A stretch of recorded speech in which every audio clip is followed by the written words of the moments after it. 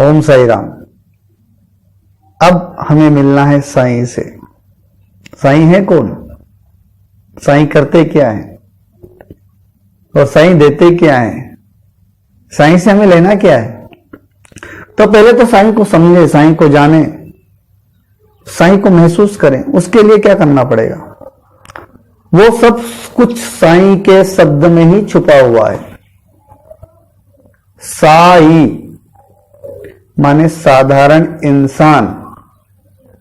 बाबा को जो अवतार हुआ वो साधारण इंसान के रूप में हुआ। कैसे हुआ? एक फकीर के रूप में, एक भिक्षुक के रूप में। और क्या कहते हैं? ए माई, एक रोटी का टुकड़ा मिलेगा? कि तीन लोक का स्वामी साईं घर घर मांगे भिक्षा, इंसान समझ ना पाए साईं क्या है तेरी परीक्षा। और इसके उदाहरण के लिए एक भजन की 2 लाइन मुझे याद आ रही है। कहते हैं ना, उसमें आता है कि तेरे द्वार खड़ा भगवान, भगत भर दे रे झोली, भगत भर दे रे झोली।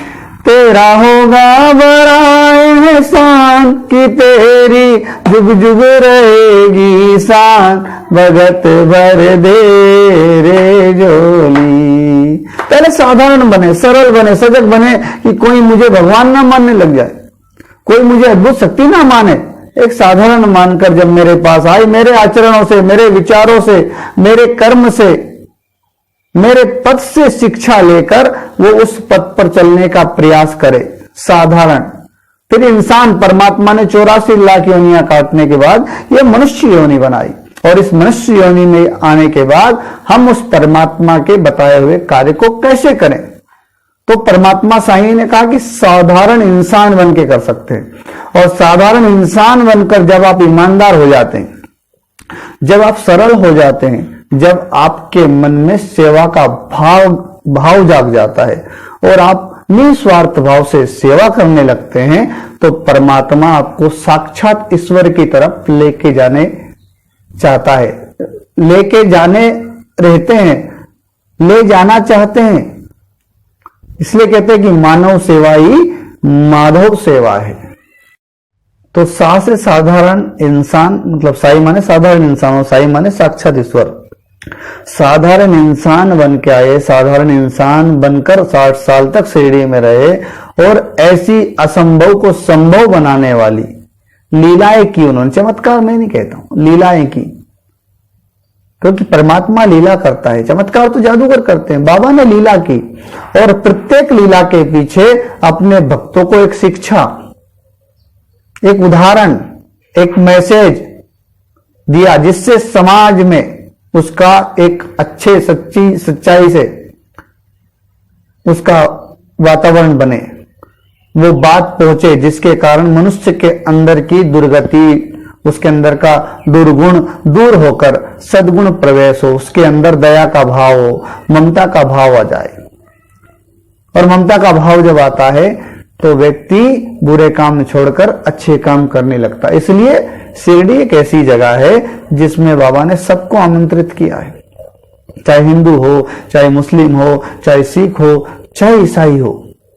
और बाबा ने कहा यहां कोई जाति की बात नहीं करेगा, यहां कोई धर्म संप्रदाय की बात नहीं करेगा, ये है मानवता की बात की जाए।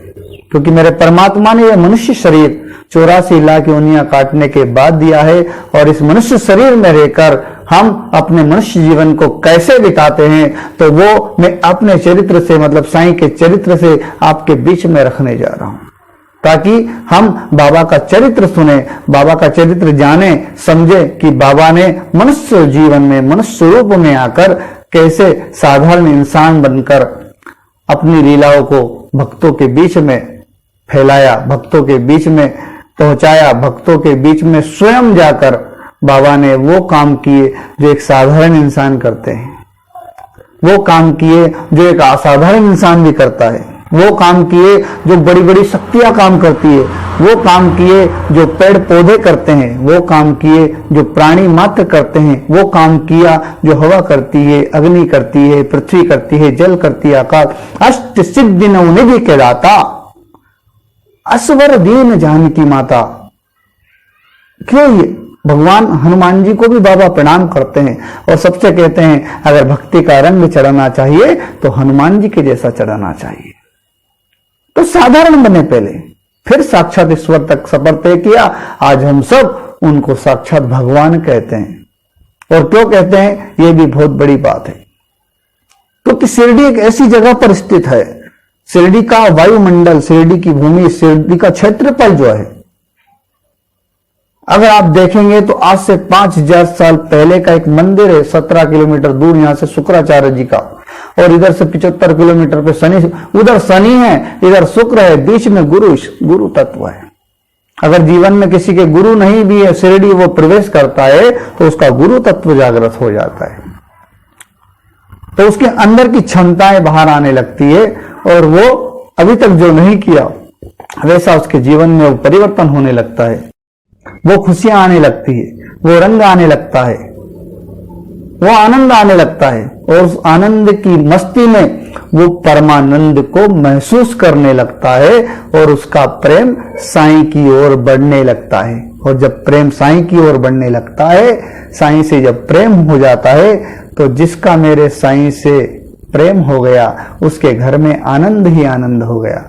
और एक ऐसा आनंद परमात्मा देता है जिसकी तलाश आप कर रहे थे, लेकिन आपको वो आनंद मिल नहीं रहा था। लेकिन साईं से आपका जब रिश्ता जुड़ा तो साईं ने अपनी सरलता के माध्यम से, अपने साधारणता के माध्यम से, अपने प्रेम के माध्यम से आपके अंदर की छुपी हुई ममता, आपके अंदर की छुपी हुई शक्ति, आपके अंदर की छुपी हुई ऊर्जा को बाहर लाया। आओ हम सब बाबा के मार्ग पर चलकर, बाबा की कथा को सुनकर अपने अंदर की उस शक्ति को, उस ज्योति को, उस ममता को जगाते हैं और साई कथा का प्रतिदिन आनंद लेते हैं। प्रणाम भारत की ओर से। ओम साई राम।